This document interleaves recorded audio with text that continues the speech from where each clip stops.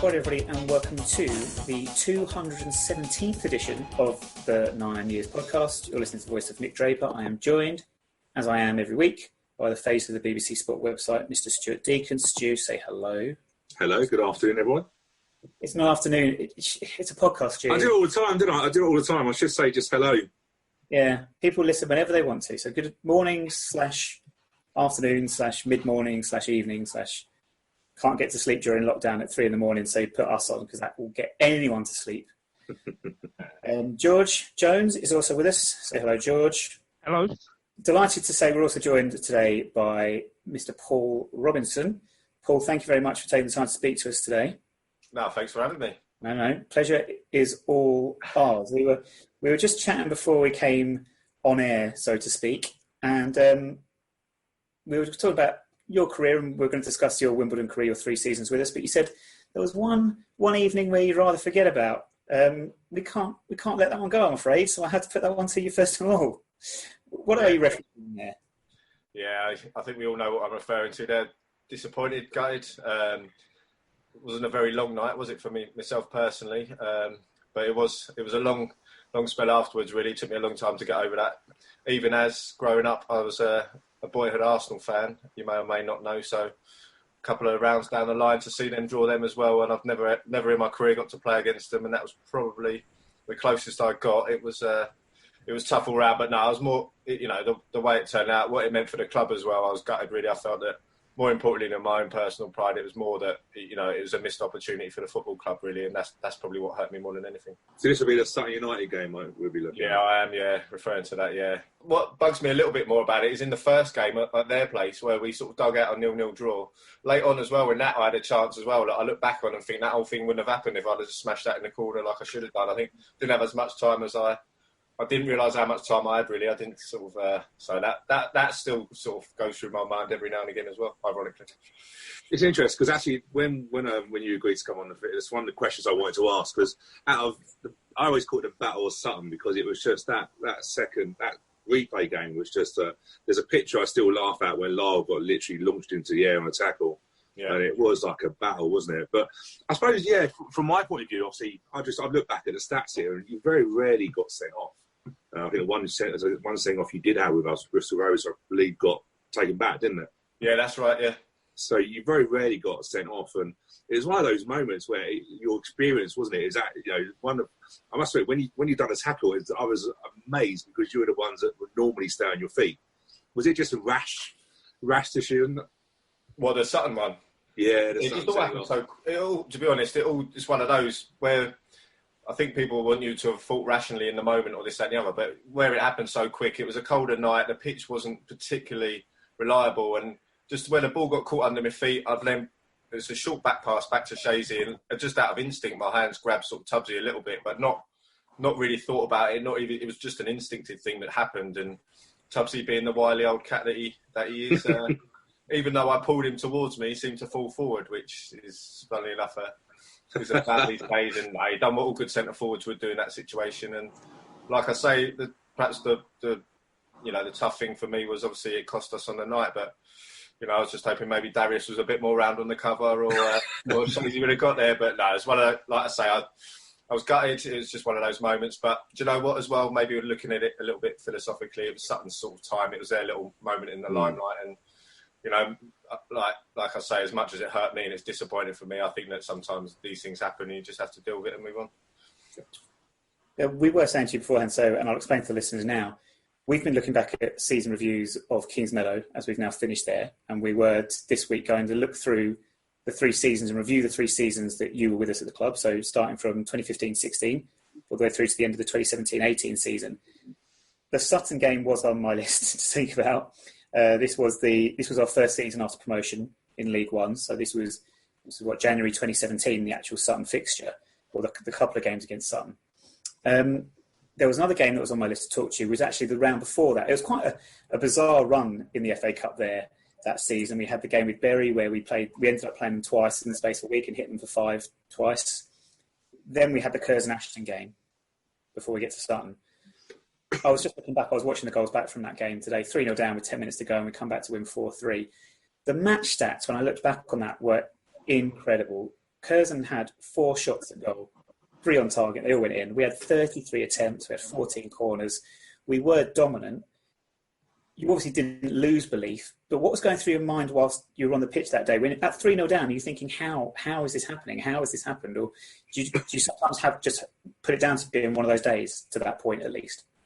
Yeah, it was a little bit like that. Sometimes, like you say, you look at the stats and you can't quite work it out. But even on the pitch, it felt like even in the first half, we had so many chances and you just think it's a matter of time, we're going to score. And then, like you say, they then come down our end, bang, goal. And you're like, flipping heck, how's this happened? And it always felt like, and even second half, it just felt like we were battering down the door and we just couldn't really find the back of the net. But then also when we found one, that momentum just changed instantly, didn't it? And I believe they'd taken off their best player, Morgan, who scored obviously the unbelievable goal in the first 10 seconds. And after that, I think that then they just lost where they sat in and we just managed to find a way through, really. We ended up battering it in and almost where the fans behind that goal as well. I think they helped suck the ball into the net 3 more times. That was a very cold day, I must admit. I remember, I think George, to be fair, George was there really early. George got a sort of tour from the club chairman. He was there that George early. was there on Tuesday. whilst we were travelling up, George was already there, bless him. But I remember in terms of one thing that was interesting in that game, it felt like obviously Wimbledon had been through non-league, so we've sort of seen it where sometimes the full-time team, their fitness sort of tells. But in that game, it is as if when we got the first or second goal, as if all of a sudden that sort of energy level just zapped, didn't it? Was it a case then that you were on the pitch, you all knew straight away that it was there for the taking, even though you were sort of like 3-0 down at one point? Yeah, it still felt like we just needed one, really. And like I say, the way they just seemed to retreat and then almost lose belief, really, in their ability to keep a lead. And we just kept pressing. And once you get the second, you think, right, this is going to happen now. And then to get the fourth as well, I think by the time you get to the third, you're at least happy to get them back to Kingsmeadow. And then I think to get the fourth as well was brilliant. It was such a relief. And like you saw the celebrations as well. I think Bully's written himself into folklore with his celebration, trying to sort of bunny hop the steward, isn't he? I think, or something like that. But yeah, no, it's just such a nice, it's a horrible feeling when you're the other way around, when you're in the lead, and then you can feel that feeling of a lead slipping away, and you think whatever you do on the pitch, you can't stop the other team from scoring, and you know it's coming. But conversely, when it happens for you that way, it's brilliant. And like I say, when you get the winner, get the final whistle, it's such a great feeling. It was a bit, in a way, it was a bit. Obviously, we all went, and I said to Nick at the end of the game, you always felt apologetic in a way because they were a really welcoming club in terms of very welcoming, very friendly. Different to we've gone through non-league and then went into League One.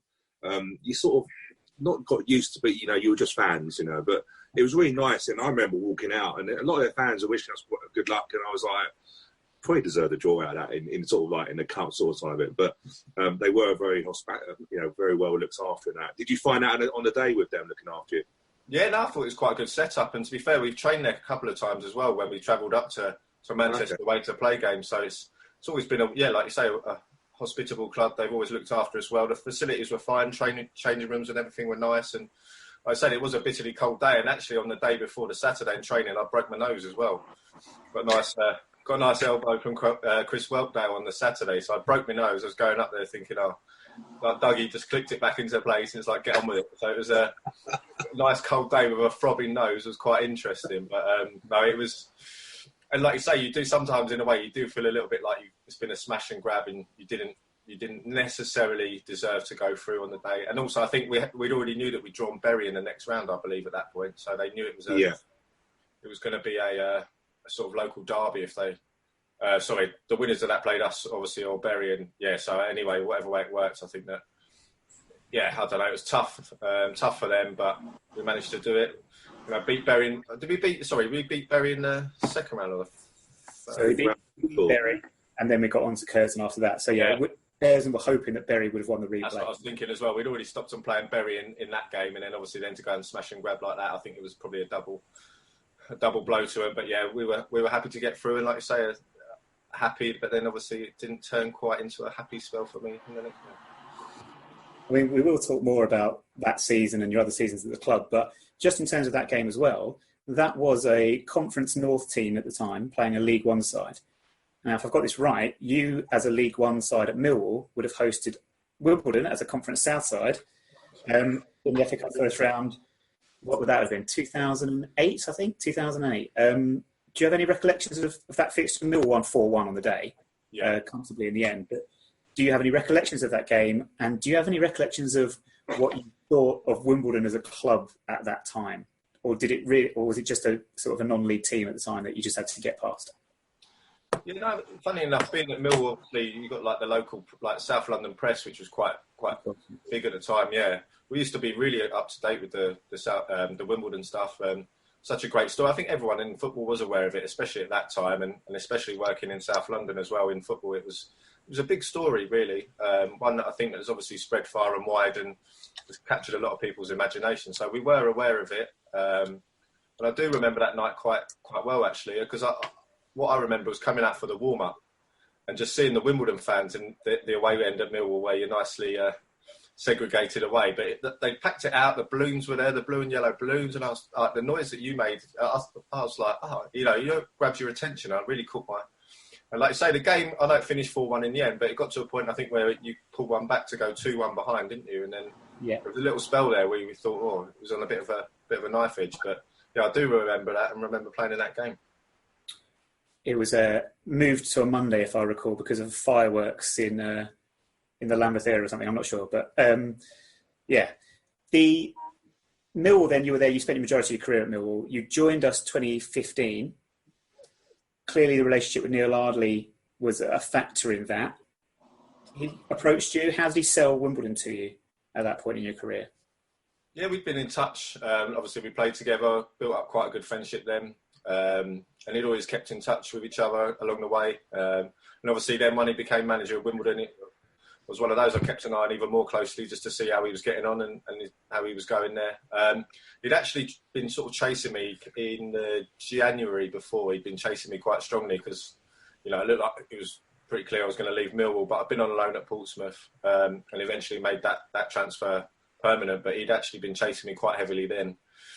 And then even at the end of that season, Portsmouth changed manager, Paul Cook came in, and it was we were getting rumblings that, he wanted to make wholesale changes throughout the club. He wanted to bring in a whole fresh new squad. Didn't really want sort of people from the previous season there. So Neil had been in touch, maybe some really good noises about Wimbledon.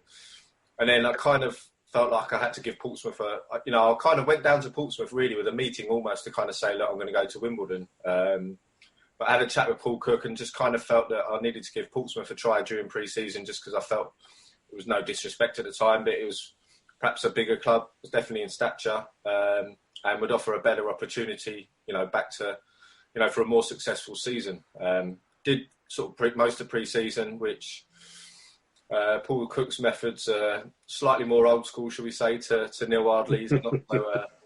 So being a bit older, it kind of took its toll on my body a little bit more than I could maybe show my best at as well. So it sort of worked on both fronts. And then by the end of pre-season, it was pretty clear that he kind of was looking to bring other players in. And I kind of got the feeling that, my time was up really. So I sort of approached Ards. I know he'd made some signings. He brought in Carly Osborne at that stage and what have you. So I thought maybe the opportunity might have passed.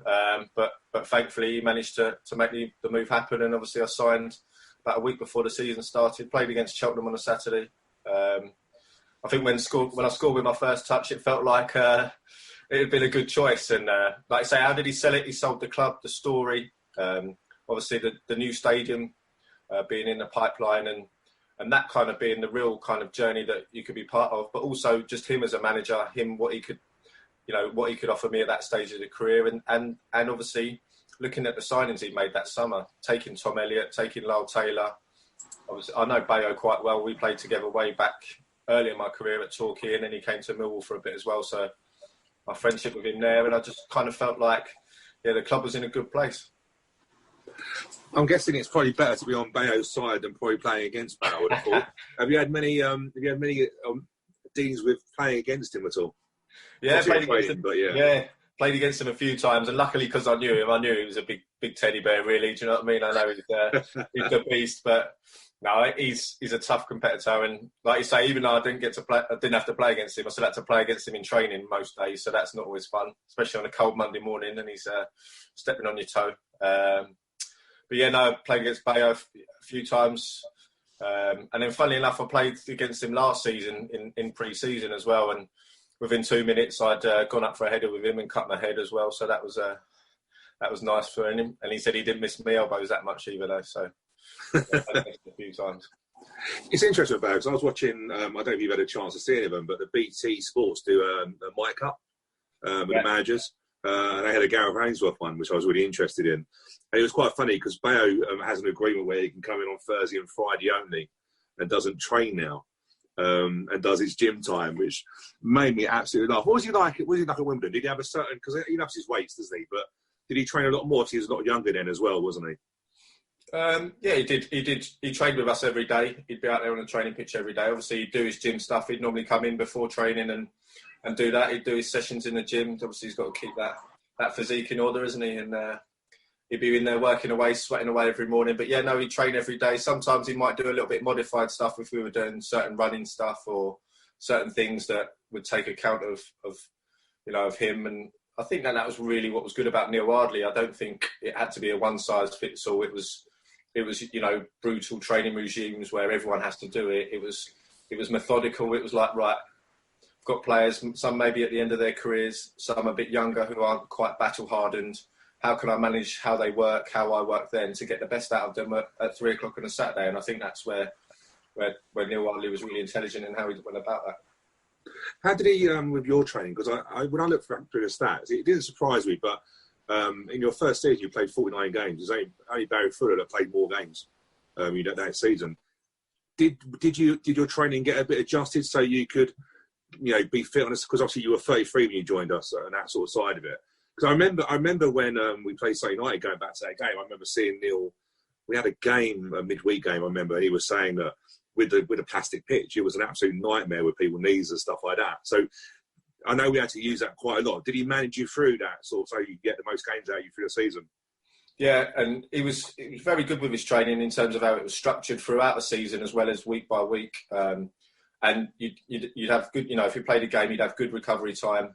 But then say if you came in on a Tuesday, you worked hard and worked really hard as a squad. So it was kind of well managed. When you worked really hard. And then when you didn't, it was, rest time, make sure your body's ready to recover and go again. And yeah, he done it really well. And even just building up through the pre-seasons that he did. And like I say, he took real account of the sports science. I think himself, not being perhaps one of the most natural of athletes, I think he always understood that there was another way of doing things other than just literally, the old school laps of the pitch as fast as you can. And, the game's moved on a lot. And, working alongside Jason Moriarty, who was obviously the sports scientist there, they worked really hard at working at the periodisation and making sure that the players are fresh. And I think you saw with the running, we were much fresher throughout that running than a lot of other teams. I know maybe sometimes we start season a little bit slower, but it always felt that we had that momentum going into the running, which is where you need it.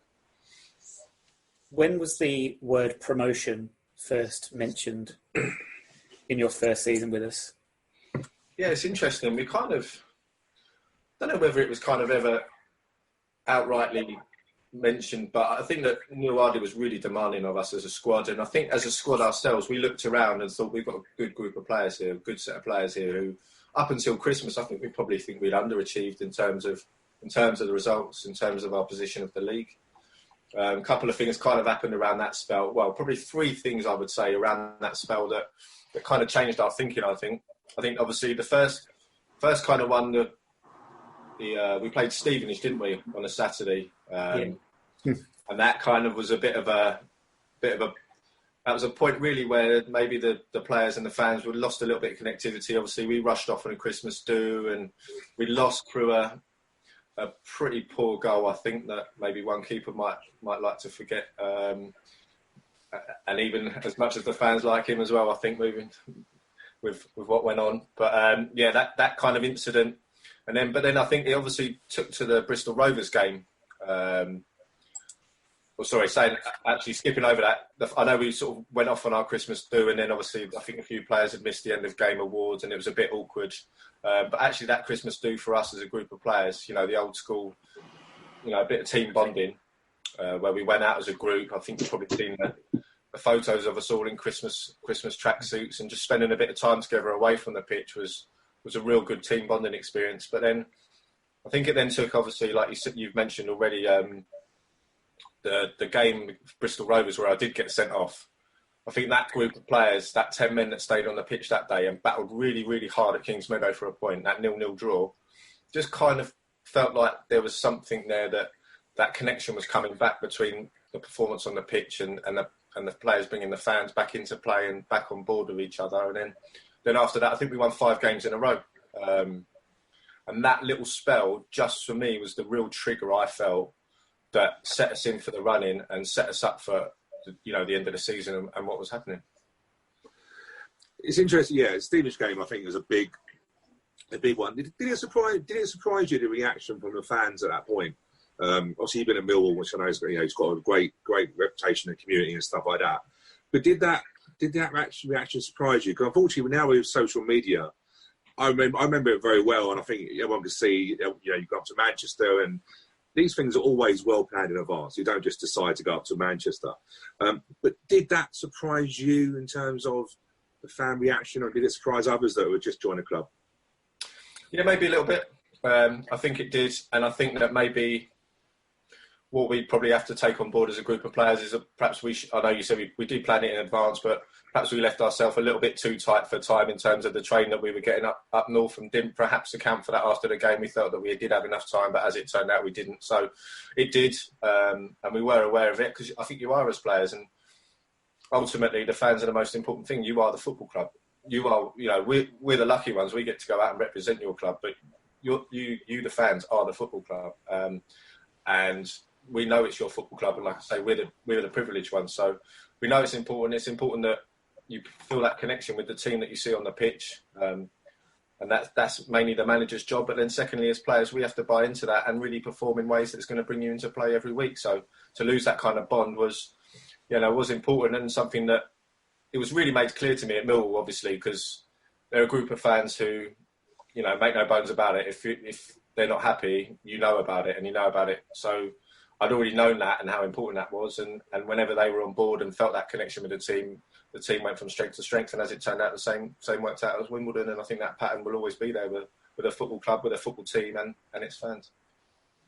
And there's definitely the momentum. We spoke with Neil Arley last week, and we spoke about the momentum that the fans were generating, and then that transferred to the team in that run-in where you're very confident about going all the way and getting through the playoffs. Certainly after Christmas, like you said there, following that Bristol Rovers 0-0, we went on that great run. You scored your first goal for us away at Cambridge. We had a great win up at Cambridge. We do seem to have some good days at Cambridge, actually, in our history, and good performances. That was a great performance. Before we get to the actual playoff games themselves, were there any other moments that stand out for you in that second half of the season? Perhaps, maybe, I don't know, a late winner against Crawley, perhaps thrown in there? Yeah, that was a pretty good moment. That moment, obviously the Carlisle one as well, where when I managed to bundle it over the line, that was quite a good night as well on a personal basis. As a team, I think that a couple of moments really. I think that when we played Wickham away, and then we went away to Plymouth as well the following week, and we beat both of them on the road. And when we beat Plymouth, I think it was pretty much in the last minute with a Bayo header or really late on, and just that moment where at Plymouth you walk up the tunnel, and it's quite a tight tunnel. It's an old school one where you go up then you go up more steps to the changing room, but it was a really tight tunnel, and then hearing the noise that the lads were making in the changing room there, and I don't know whether that got through to the Plymouth players, but it just felt like as a squad we were in such a good place and in such a good run of momentum.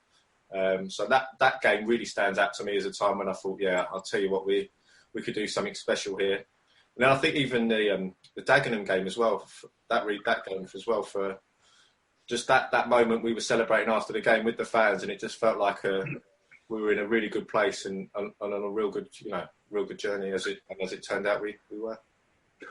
I was just looking back at the running actually, and one game just caught my eye that I totally forgot about. But when we went to Northampton midweek, who were top at the time, and Lars scored that goal from the way out. That was quite a big test, wasn't it? Northampton top, tough place to go to. I think back then I remember thinking if we can hold our own against them, who were playing really well at that time, then we're probably not far away from it. Do you remember that game at all? Yeah, I do remember that game, and in a way I think perhaps we could have got more than we did that night as well. I think maybe we should have, like you say, we more than held our own. And I think even Chris Wilder came out and said after, he said that was a that's probably the best league game I've seen in League Two this season. So yeah, I forgot he was there at the time, wasn't he? Crikey. Yeah. So, again, that gave us all confidence and go there top of the league, comfortably top of the league as well, weren't they? So to do that was a great performance. And we will talk about the playoffs, but just looking at that run-in before we get there, I note that we lost to Oxford at home. Now, the reason I bring this up, just to go off course for a moment, our record against Oxford was horrendous. I think we got 1 point from them in something like 10 games. They always beat us. But then the following season in League One, we finally beat them. We went up there, beat them 3-1. We were 3-0 up at half-time. For me, that was almost, I don't know, that was one of our best performances, possibly under Neil Ardley, in fact.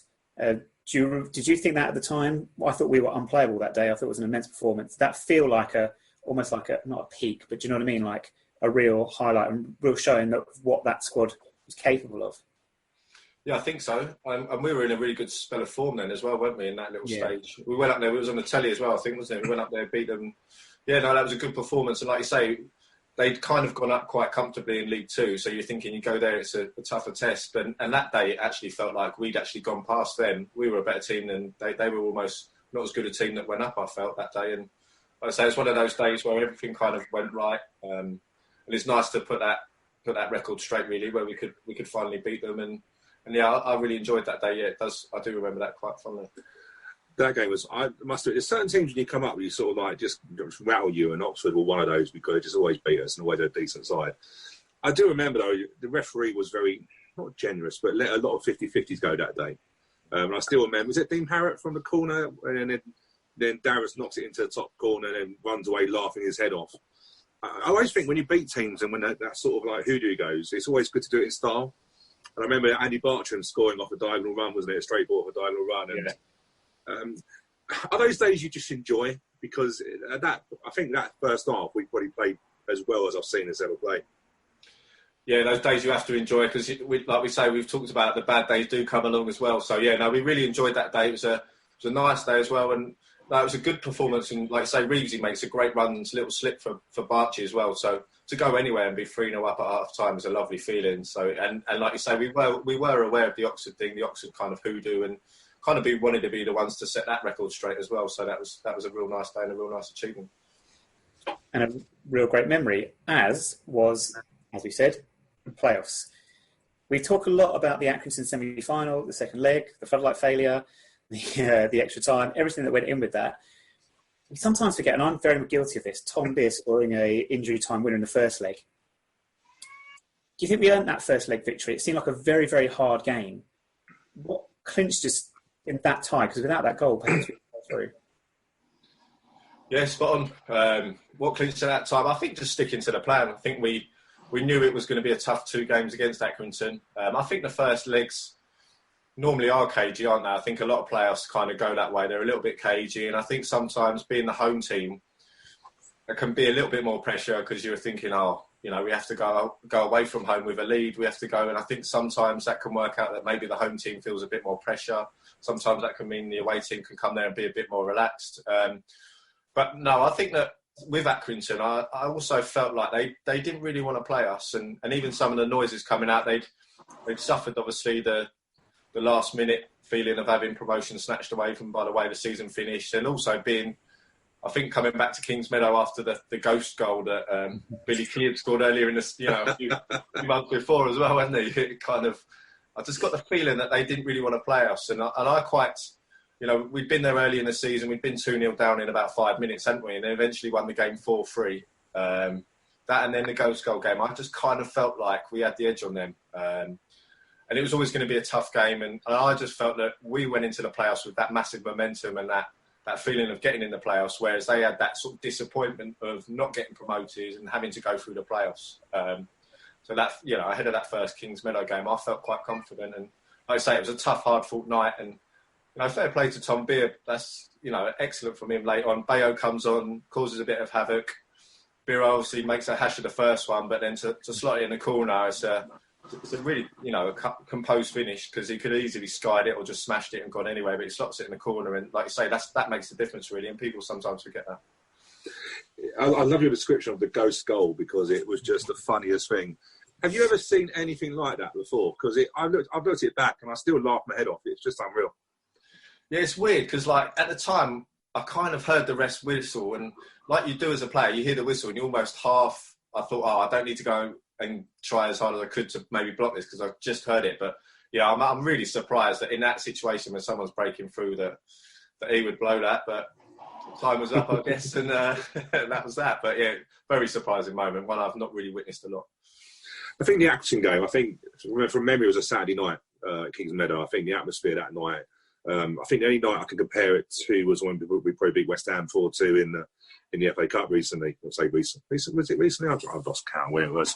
But what was that atmosphere like? Because I must admit, that felt a real proper atmosphere. And you're right, John Coleman, I remember John Coleman after the game being quite agitated. That whole squad seemed to be, I think, under pressure because that whole season they were doing well, weren't they? And obviously last game of the season. But do you think that home sort of crowd, and in the end, because they were going to get tired and the mental demons was enough for us? Yeah, I think so. I think that definitely happened. And like you say, the fans, the atmosphere they created. I can think of one other game, but I don't know. You might have erased the opposition from your memory. I don't know, but there's one other game on a Tuesday night that's rivaled that atmosphere. Yeah. Or unless that's above it, like you say. Yeah, but no, the noise they made and everything coming out for the warm up, just felt it straight away. And it's a funny time, isn't it? Sort of 6 o'clock on a Saturday night. It can go one way or the other, really, where everyone's been waiting for it all day, and then their energy just starting to dip a little bit. Or, it was up to us as players to make sure that we arrived, and where we're used to at 3 o'clock, just make sure that the tension of a match day or the anticipation of a playoff game, we kept our energy and arrived at Kingsmeadow, kept to our normal routine, just adjusted the timers, obviously. And say when you come out for the warm up and you hear that noise, it just gives you that automatic lift. And yeah, I felt confident anyway going into it, but it just gives you that extra belief that it's going to be fine, and we're going to do what needs to be done. You talked about being kept fresh and how Neil kept you all strong for the run in for the second half of the season.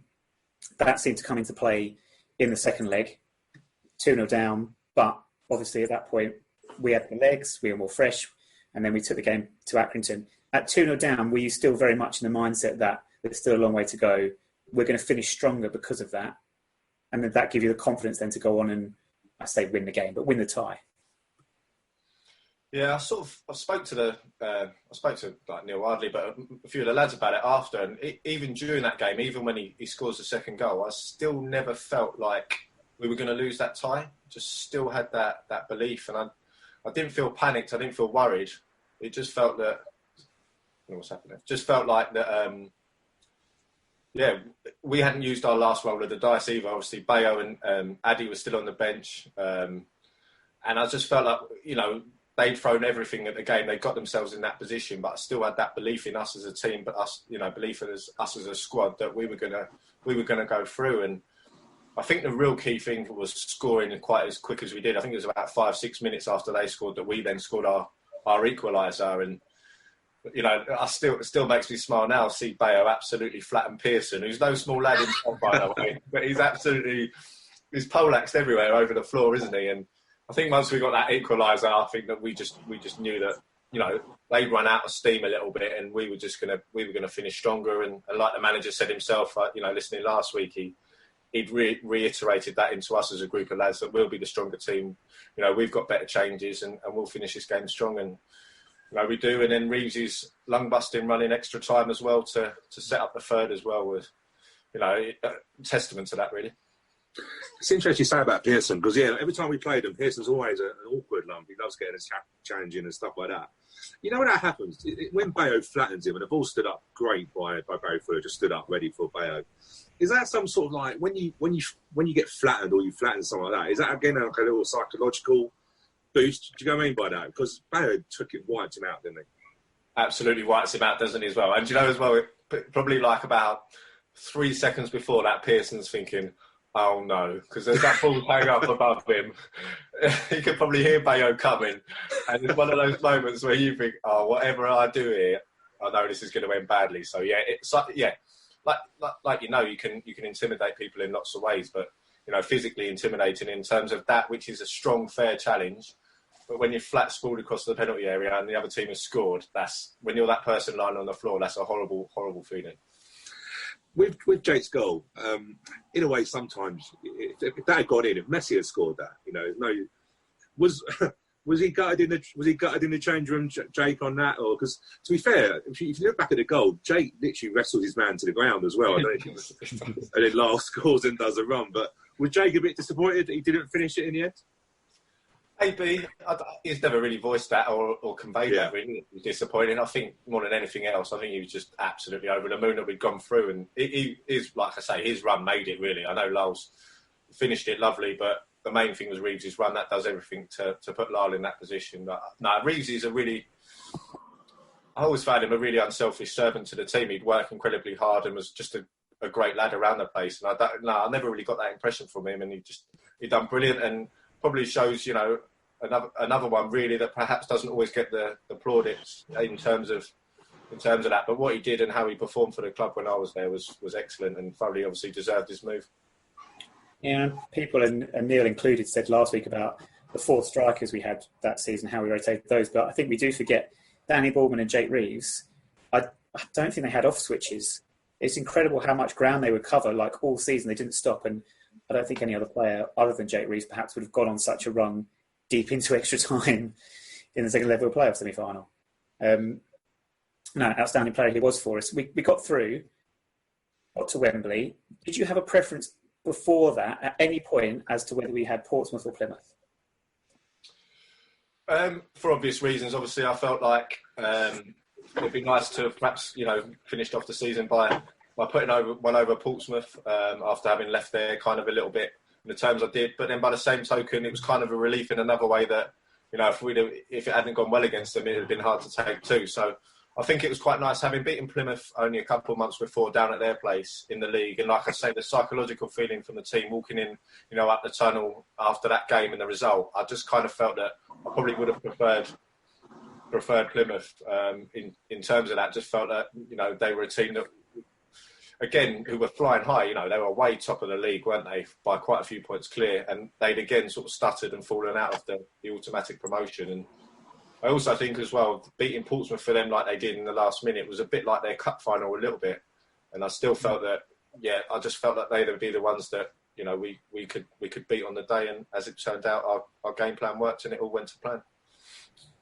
What was the origin of your speech at the end of season 2 in which you said, we weren't going to Wembley to take part, we're going there to take over?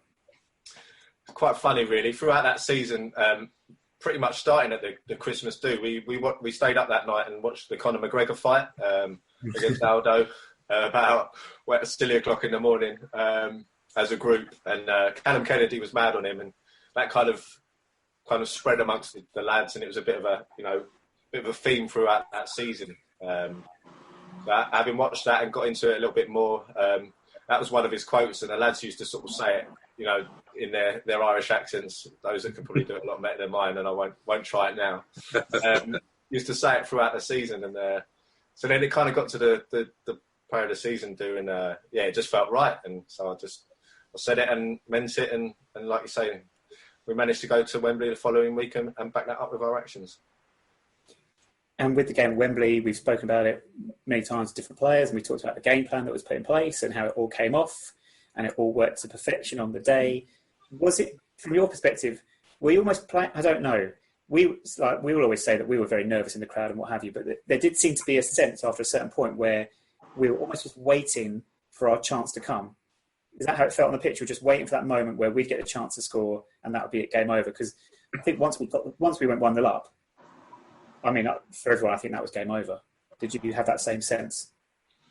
Yeah, absolutely. Had that same sense on the pitch. Just felt like we were in a really good place. And like you say, on the pitch, in terms of we felt like we keep it solid. They had some good players. Carey was a good player and he had an excellent season. And it just felt that the longer the game went on, the more our changes could help us and come into effect. I didn't really think that they could affect it as much as us. And it's the same really, that the template had been there all year. 60, 70 minutes, the manager will make the changes. And then, like you said, they've been beaten up by Tom Elliott. They've had to deal with Lyle. And now they've got Bayo and Adi Aziz coming on, one who's strong as an ox and one who's, quick as anything. And I know what that's like as a centre half. When you look across, you're like, oh yeah, these two are going off. You're like, oh no, these two are coming on. So they're fresh. You're tired. So again, it just felt that, it felt like our time. And I think from the moment when Barry Fuller nails the left winger early on in the game, from there on in, I just felt that we were the team that were going to come out on top. Obviously, once we won that game, I think it was probably one that. I was with Nick. I was absolutely nervous. I don't know. I've probably never been so nervous in my life on that one. I think because Plymouth brought loads of fans, and the atmosphere before that game, Plymouth fans around the ground were very much like it's our final to win. That was very much their stance. But the celebrations back at Kingsmeadow were brilliant. I've still got videos of Darius doing it. Is it the Jungle Book thing that he done? And yeah. But what that's like? Because obviously that was, for me, that was probably one of the best nights down there. It was such a great, and it was something symbolic with our club that we could enjoy the day with the players and that. But do you remember much of that evening? Because obviously you were going to Vegas the day after. Yeah, it was a bit of a strange one for me because obviously it was Wembley was amazing, great day. But then after the game, I got hauled straight in for kind of like a drug test, and then obviously it was quite a warmish day. Sweating as much as I do, I obviously then couldn't produce for about another hour and a half, 2 hours. So it was kind of like a little bit of an anticlimax where obviously then the players have gone off celebrating with family and friends, and I was stuck in a little room down the bottom of Wembley somewhere trying to fill up a pot of anyway. And it was kind of like a bit of a mad one. So then I didn't really get to see much of my family, but then going back to Kingsmeadow, just the coach journey back, being on that coach with the lads was brilliant. And then, like you say, to arrive there and see the fans and share that moment. It was just, like you say, a special moment. I mean, you guys have been on an unbelievable journey where you began to then kind of then, and obviously I jumped on it at the last moment for that last season, but to come through that season and then almost, crown the moment with winning at Wembley for you guys must have been even more special. But for us as players to feel that emotion, feel that feeling, and feel the club and where you've been on that journey, it was great to share it with you, and it's the most important thing to share it with you. And it was something that the players, the management, the club wanted to do, and it was a special moment. And like you say, he's been up on that stage, getting a little bit of an insight to what had been motivating for us. Darius, having done his speech, he ended up punching the wall at Accrington before the game. And I still joke that I think the fist print's still in the wall in the Accrington changing rooms, because I don't. They're not the most high-spec of changing rooms, put it that way. So, but yeah, just seeing that. And then obviously then we flew out to Vegas the next day as well. So that kind of 24 hours as a group of players, and then obviously to share that with the club as a whole was incredible. And we'll move on to the season after that and some of the changes in personnel as well that come with it, especially, which would have been difficult for you, like you say, when you've had such a strong group and tight-knit group, you've been aware of everything. Before we get into that, though, let's get George involved for a moment. Paul Osu is our game. George, you want to explain to Paul how this works? Okay, so this is like a guess-the-player sort of game. 3 rounds of clues. It's not a guess-the-player sort of game. It is a guess-the-player game. Okay. The first round of clues, 3 rounds of clues. First round of clues is 5 players this player has played with at different clubs. Second round of clues is 2 managers this player has played under. And then there's a final sort of giveaway clue at the end if we haven't got it yet. Okay. Does that make sense? Yeah, that makes perfect sense. I listened to your one with Neil Ardley as well, so I'm kind of got a template so I can get it around quicker than him. Neil struggled, bless him. Yeah, I know. I'm surprised. He's normally pretty sharp. Yeah. I'm trying to think, who got it the quickest? Was it Aaron Ramsdale got it the quickest? Or Rambo quickest and then Glyn second quickest. Oh, okay. No pressure at all, do you know what I mean? But George, if George ain't stitched you up. Come on, George, hit me with it. Okay, so the 5 players: Roger Johnson, Barry Fuller, Jack Midson, Ashley Bays, and Gary Alexander. Okay. And this is someone that Paul's played with at Wimbledon? Yes. I've played with at Wimbledon? Yeah. Ashley Bays, Gary Alexander, Barry Fuller.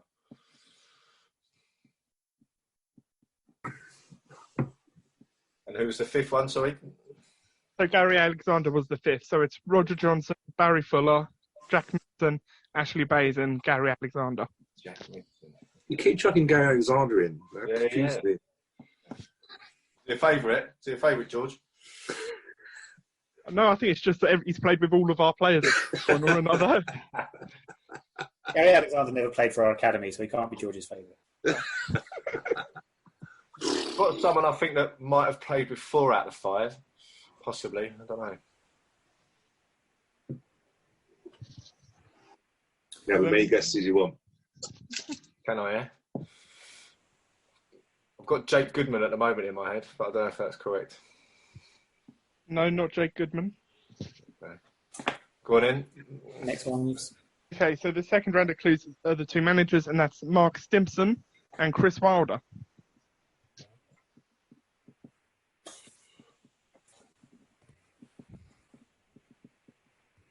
Okay, I have an idea.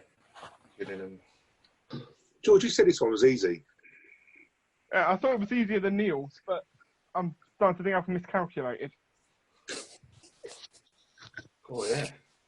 I'm struggling a little bit on this one. I wish you could have swapped them over. I could have had Neil's one and he could have had this one. What are the managers again? It's Chris Wilder. Mark Stimpson. Yeah.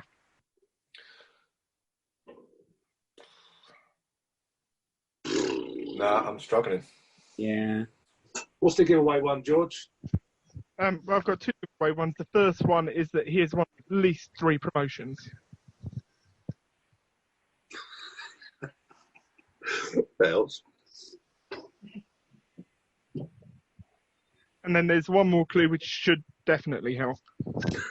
His name says that. I'm drawing a blank otherwise. Yeah, the other one is an additional first round clue would be Stuart Castledine. That's cryptic, but I get it. I think I've worked it out, but okay. I'm trying to think of another clue that I can come up with. Yeah. That would... So this player also played with Stuart Castledine. Yeah, I've got you. I've got you now. Go on. Danny Bullman. Yeah. Yeah. Yes, Danny Bullman. Where did he play with Bezo? He was with Bezo at Crawley. Of course he was, yeah. Yeah. So Stimson was the one I wasn't sure about.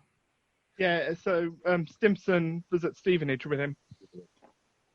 Oh, yeah, cool. Danny Bullman and crikey, yeah. Played with everybody. Yeah. I thought Yeah. Stuart Castledine... He gets around, Bully. Don't like it, but he gets around. Was Danny Bullman as nutty as... He always seemed to be the funniest person with the driest wit ever. Was he a nightmare to be with? Exactly that. Dry sense of humour and, always there with a sharp... Yeah, he was good value, Bully. Really good value. Are you surprised he's still playing at 40? I don't know what age he is now, do you know what I mean? But does that surprise you? He's still continuing. I'm jealous. A little bit jealous, I've got to be honest. I'd love to be still out there playing. It's funny, I used to speak to him about it, really. Obviously, he went a little bit of a unique route. He was playing men's football at 15, 16. I think that kind of gave him the base fitness, the level, to really strengthen him up at that age. But then secondly, I think that he said he's never had more than a 6-week injury throughout his career. It was all kind of throughout his time. And he's obviously fit as a fiddle, really. He can run all day. And even now, he's phenomenal, really. And even what he did at Wimbledon. So, not really, no. And I think he just does such a good job for the team. And like I say, has a good personality around the place. I think that I'm not surprised at all. And I can really imagine why, managers would still want him on board. And he's obviously played a lot of games for Crawley this year. So he's obviously still... Yeah, I've got mates that are Crawley fans. They love him down at Crawley. He just said, I can't believe he's 40, whatever age he is. But, it's good. Cool. Crawley have fans? Sorry, what? Hey, look, I live around the corner from Crawley, so I have to be nice to them. Okay. They have a lot of Wimbledon things. They have George Frankham there as well, don't they? So yeah, they do indeed. Danny Bullman and George Frankham, 2 names that carried on with us into sort of our first year into League One. There were a few changes. We got off to a bit of a rocky start. I'm just going to get my stats up here that I collated earlier. But so we actually, if I remember, we went up to League One, lost our first 3, didn't win for the first 5 games, only won 2 of our first 10 games. But then following that, after we got our first win, you actually scored in our first win home to Chesterfield. We only lost 1 of the next 10 as well. So why do you think was it just a case of getting used to the higher division at first, and then once we got used to it and acquitted and realised there's not a lot to be scared of, confidence picked up when we started to motor. Is that how you explain it?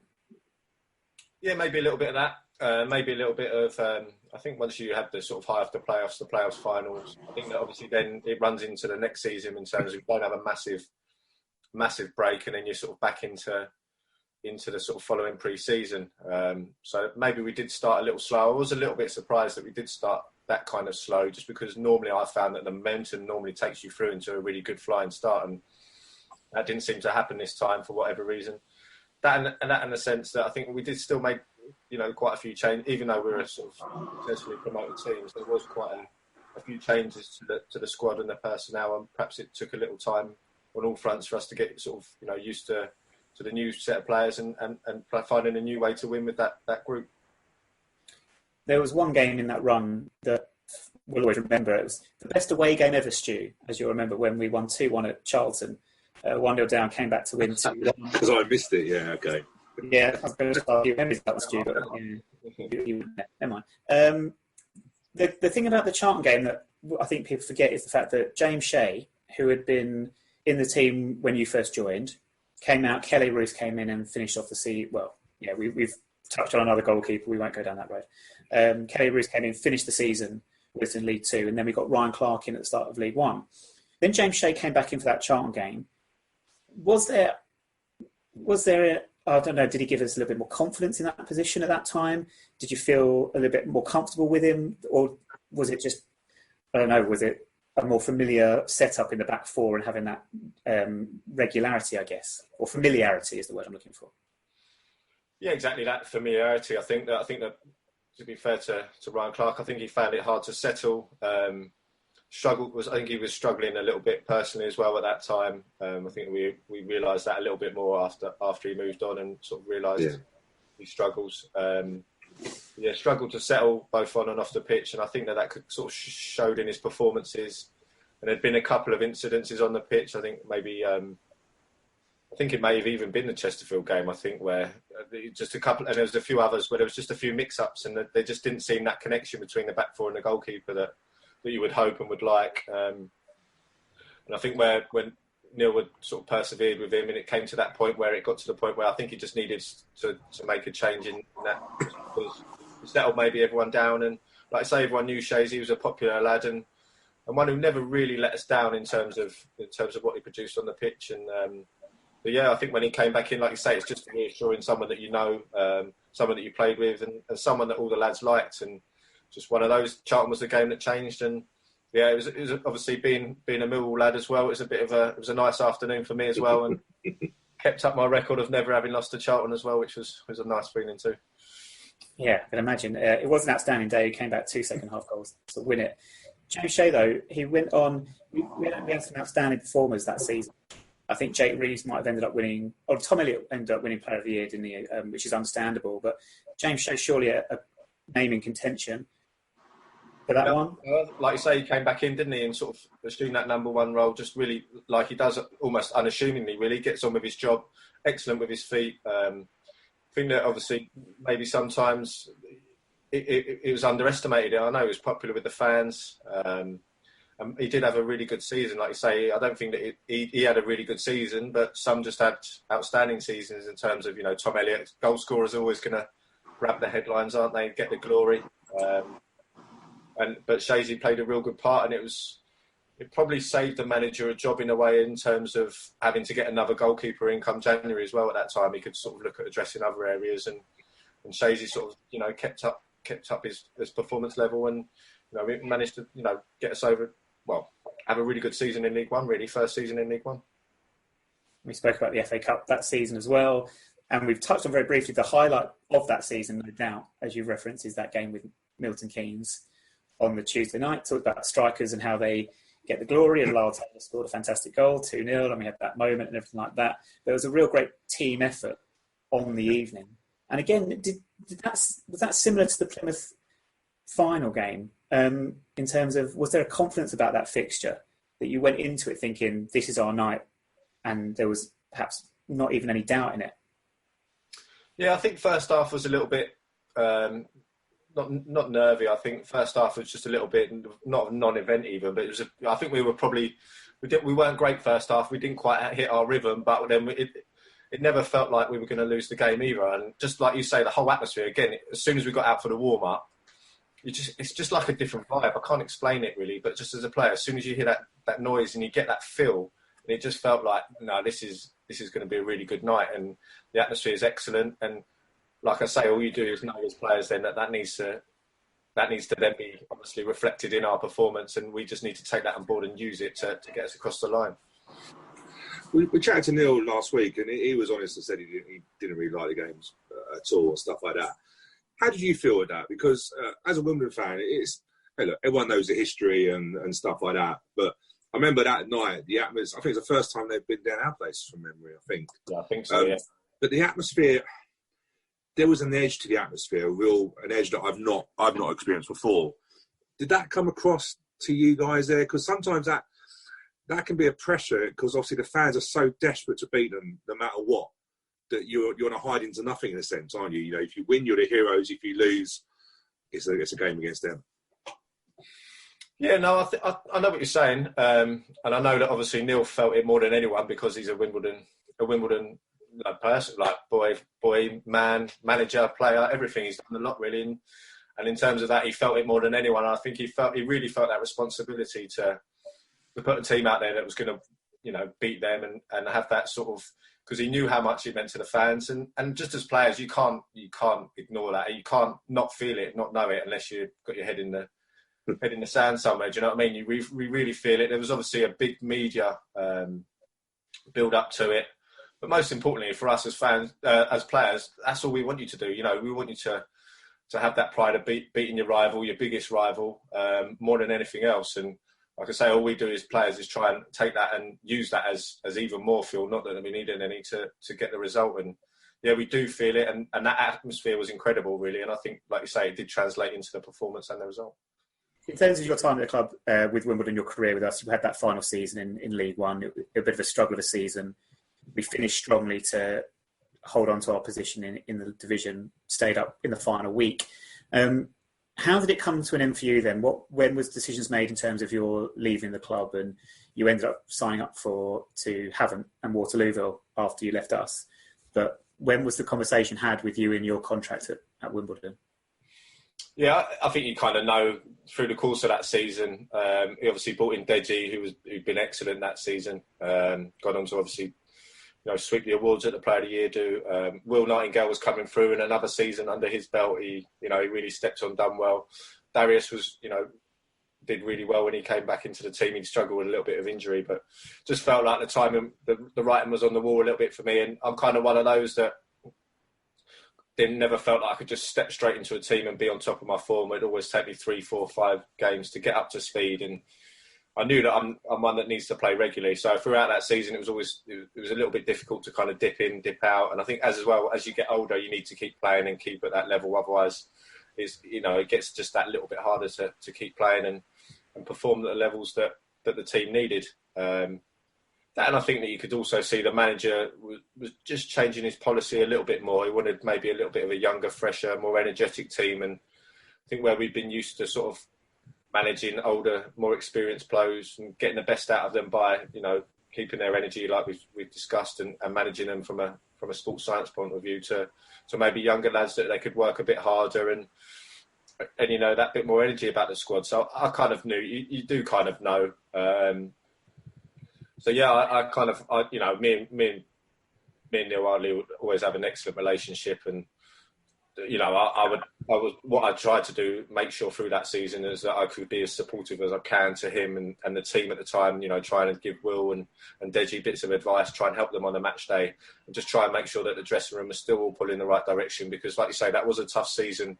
There were times when we were struggling, we were up against it, and the most important thing was that we got over the line. And I also knew that being my sort of last season at Wimbledon, I didn't want to leave it in, back where we started back in League Two. I wanted to make sure they were still in League One, still in a better place than where it all began. And thankfully, we managed to do that.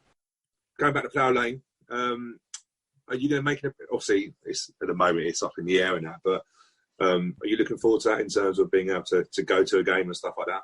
Yeah, I can't wait. I've been back quite a few times, like at Kingsmeadow, every now and again, just to keep in touch and see, and obviously watch games and that. But yeah, definitely. I think for me with Plough Lane, I've driven past it a couple of times, and it's good. I think it's just going to show how big the club can go for me. Obviously, you've been at Kingsmeadow. That's taken you so far on the journey. I think now at Plough Lane, with that stadium, with that base, I think it's just really going to show that, this is where the club is and where the potential of where it can go to moving forward. And hopefully that'll be another springboard. Hopefully allow you to attract, perhaps more players, other people that will buy into the Wimbledon journey that can hopefully take you even further forward and move the club, even further forward over the years.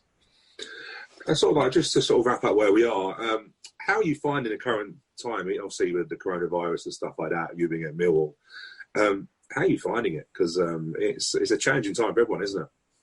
Yeah, no, it's difficult. Obviously, I'm working mainly with the under-23s group, and that's been tough for us because we've not really been in. We've still been keeping in touch with the players, still keeping them physically fit, still trying to challenge them and keep them going in different ways. And like I say, it's a challenge for everyone to try and adapt to the circumstances. Obviously, I'm missing being out on the football pitch and seeing the lads every day and all part of that. So that is a challenge for all of us. It's been a bit of an adjustment, turning into a school teacher and a dinner lady at home with my friends. Trying to take that challenge on. It's a lot easier telling lads what to do on a football pitch, I'll tell you that. But no, it's been tough, and I miss the football a lot as well. But I think, like anything, we just have to make the best of what we're in. And from another selfish point of view, where I'm not at football all the time, it's meant I've spent some real quality time with the family as well.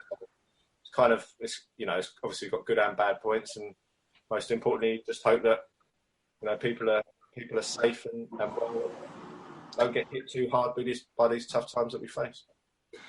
Obviously, the Bundesliga start on Saturday, don't they? Are you going to be watching with interest?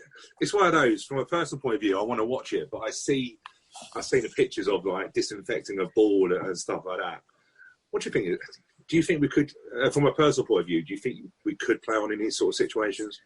Yeah, it's a real tough one, isn't it? Because, like you say, disinfecting the ball.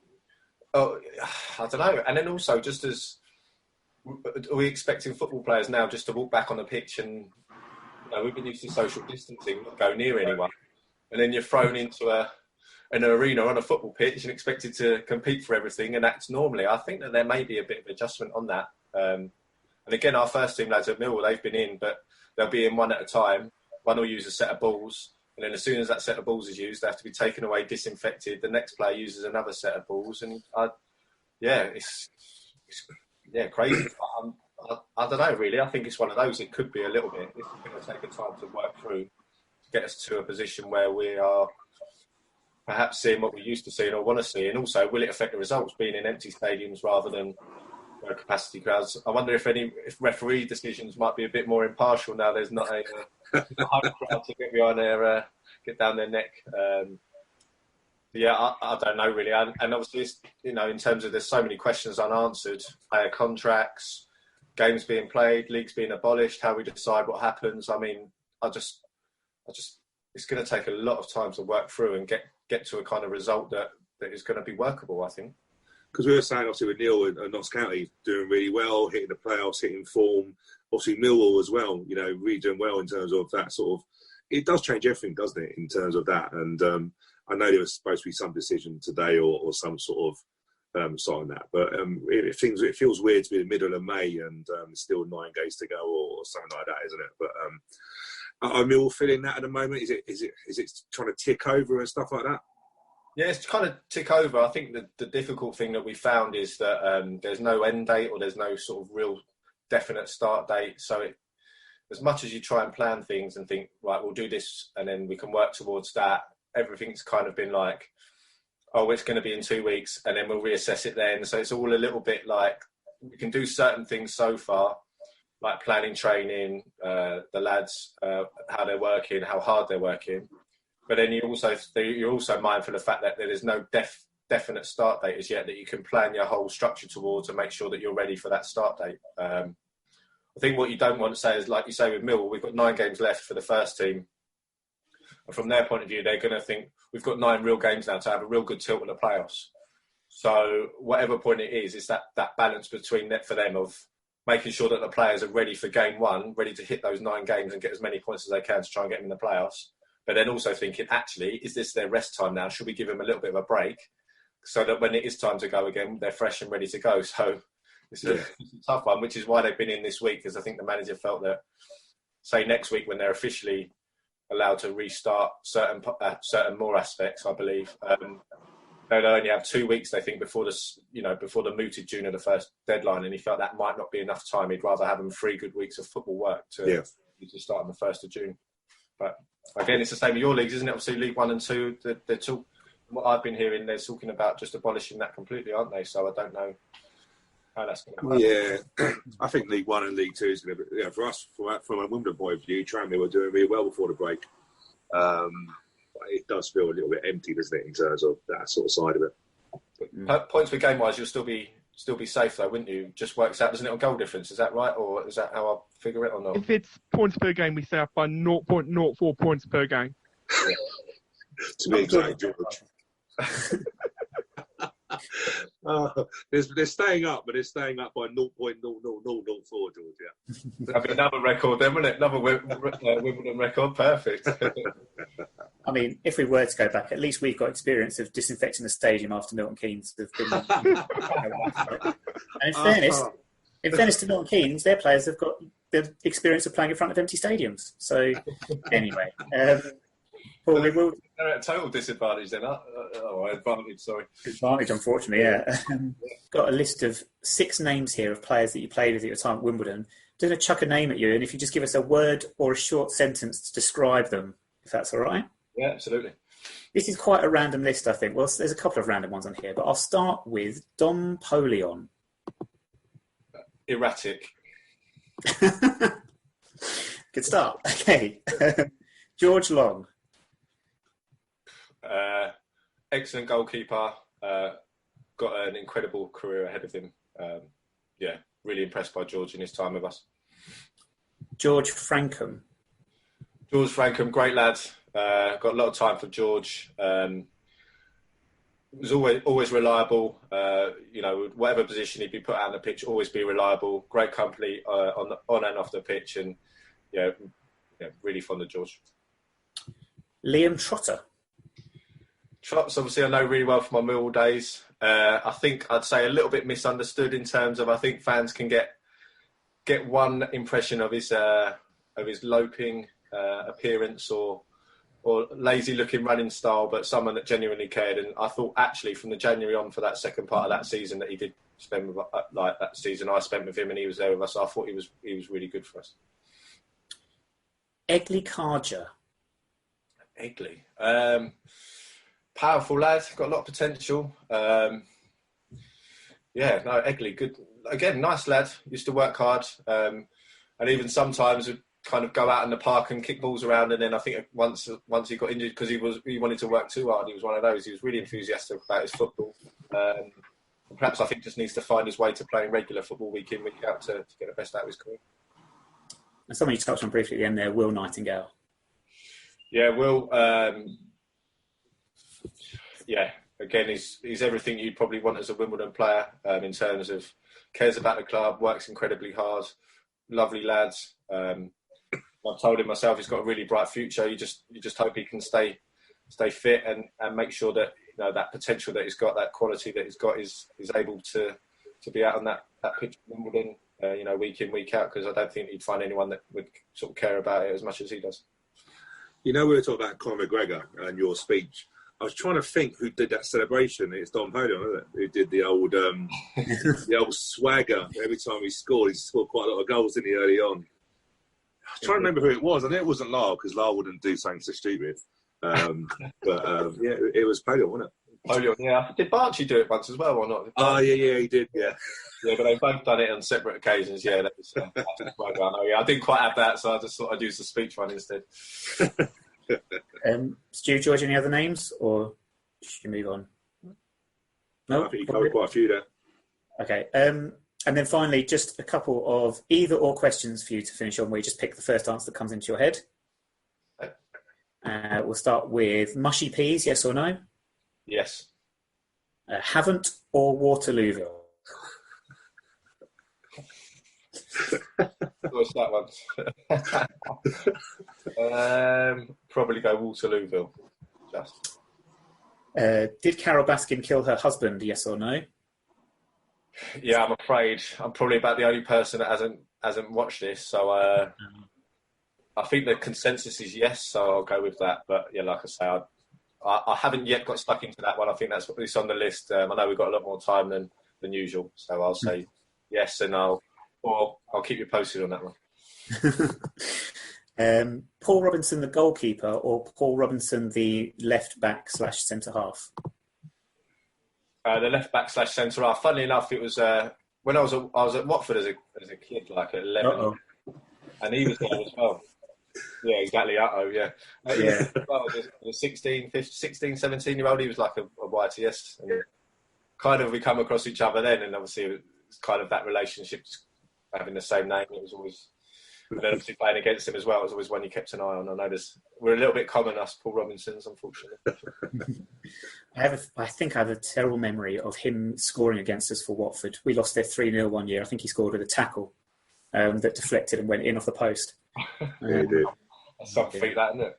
Yeah. Right. Blankets, yes or no? Blankets.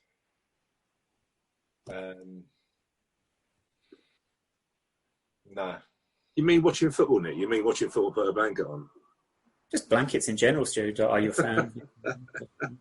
Random. Duvet, man. Really, I've never. If you got a hotel and it's blankets rather than duvets, it's not right, is it? You know, like the sort of. Very true. Would you rather spend a week in Paris with Neil Harris or a week in Portsmouth with Naomi Harris? A week in Portsmouth with what Harris was that? The second one? Naomi Harris, the actress. I think a week in Paris, a weekend in Paris with Neil Harris would be quite an interesting affair. So I think I'd go for that one. Yeah. VAR, yes or no?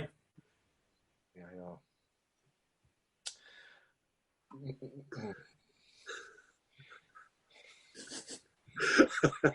Again, I'd probably go similar to last week. Yes, with modifications. Yeah, we're clearing out a few bits. I already know the answer to this one, but let's just get it over with. Luton or Watford? Watford. Should we sack George, yes or no? No chance. Not with his questions the last couple of weeks. No way. A shame. And finally, when you make a cup of tea, do you put the bag in the milk first or do you put the milk in the milk first? Bag in first all day long. Absolutely. Paul, thank you very much for your time. Much appreciated. We wish you all the best for the rest of your career. Potentially management, as Neil Harvey alluded to last week. Yeah, we'll see. Yeah, I'm under no illusions. It's a whole new career ahead of me now. And everyone talks about the playing side and then people going into management. But for me, I think that what I want to do is really learn the ropes, make sure I'm ready, and then we'll see what happens in the years ahead. Much appreciated. No, thank you very much. Thanks for having me. Like I say, always happy to talk Wimbledon. Great club, honestly. Love my 3 years there. Don't think I've enjoyed 3 years anymore, really, like I say. Thank you, Stu, for joining us as well. Thank you. Thank you, George. Thank you. We will be back next Friday with our final review of Kingsmeadow seasons. But for now, I'll say Alexa Bliss bag first, milk last, and we will speak to you again next Friday.